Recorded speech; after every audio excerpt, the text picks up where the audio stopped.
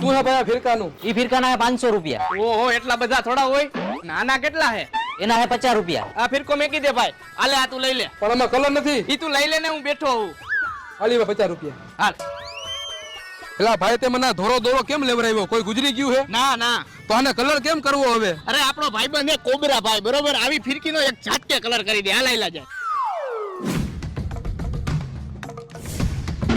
આમ કરેલા શું જોવસ? બોલ બોલ હું આકો? અરે ગોબરા ભાઈ આમાં કલર કરવાનો હે. આવ કરી દો.